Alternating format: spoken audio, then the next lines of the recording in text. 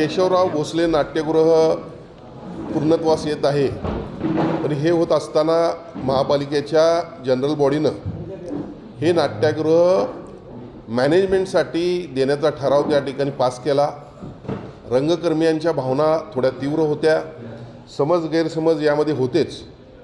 या बाबतीमध्ये सन्माननीय महापौर, सन्माननीय आयुक्त साहेब आणि महापालिकेचे अधिकारी आणि रंगकर्मी यांच्या एकत्रित बैठक या ठिकाणी पार पडली।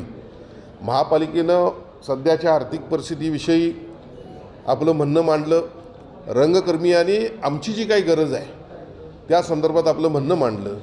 या सगळ्या गोष्टींचा उहापोह झाल्यानंतर सन्माननीय महापौर, सन्माननीय आयुक्त साहेबांना मी या ठिकाणी विनंती केलेली आहे की जी काही आपण या ठिकाणी हा जो निर्णय घेतलेला आहे हा महासभेचा निर्णय असतो, लोकांनी निवडून दिलेल्या लोकप्रतिनिधींनी हा निर्णय घेतलेला आहे, पण तरी पण रंगकर्मियांच्या भावना देखील तेवढ्याच तीव्र आहेत आणि आपण याविषयी परत एकदा जीबीमध्ये नव्यानं चर्चा करावी आणि मग आपल्याला जर योग्य वाटला तर त्या पद्धतीने निर्णय घ्यावा। पण निश्चितपणे या शहराचा लोकप्रतिनिधी या नात्यानं मी सर्व रंगकर्मियांना ग्वाही देतो की रंगकर्मियांच्यावर कुठलाही अन्याय होणार नाही, कुठलाही आर्थिक बोजा त्यांच्यावर जास्त पडणार नाही, किंवा कलेचं कुठलं नुकसान होणार नाही, यासाठी मी या ठिकाणी सतर्क राहील।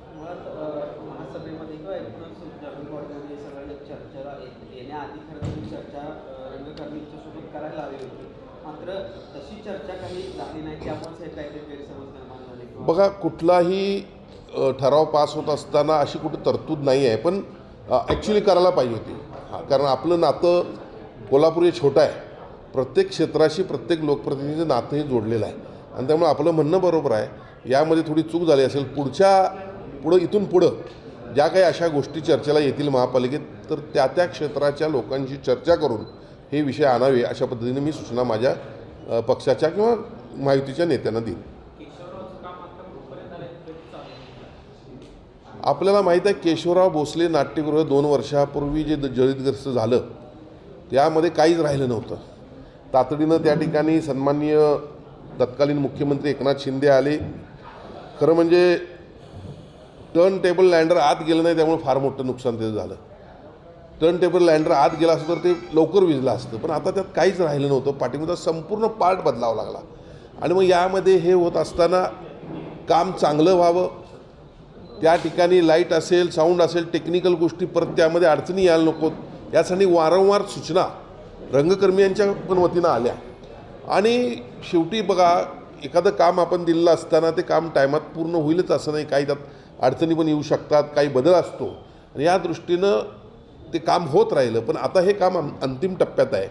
मला वाटतं शेवटचा जो निधी राहिला होता DPचा, ट्रान्सफॉर्मर पाहिजे होता, ट्रान्सफॉर्मर बसवायला देखील महापालिकेकडे पैसे नव्हते, ते मी माझ्या DPCच्या निधीतून तातडीनं 1,80,00,000 रुपये दिले की जेणेकरून केशवराव भोसले नाट्यगृह लवकर सुरुवात होऊन दे। हा ट्रान्सफॉर्मर देखील लगेच बसेल। 9 तारखेला मला वाटतं की सन्माननीय मुख्यमंत्री राज्याचे या कोल्हापूर दौऱ्यावर येत आहेत आणि त्या दिवशी केशवराव भोसले नाट्यगृह असेल, आपला फाउंटन रंकाळ्यामध्ये आपण जो बसलेला आहे तो असेल, छत्रपती शाहू महाराजांचं समाधीस्थळ असेल, MRDP प्रोजेक्ट जो कोल्हापूर जिल्ह्यासाठी होतो 3200 कोटी रुपयाचा वर्ल्ड बँकेच्या माध्यमातून आपण करतोय, त्याची सुरुवात असेल, अशा काही गोष्टींची उद्घाटनं ही त्यांच्या हस्ते होतील असं मला वाटतं। यासाठी आम्ही प्रयत्नशील आहोत। लोकशाही मराठी ऐका, पहा, जागरूक रहा।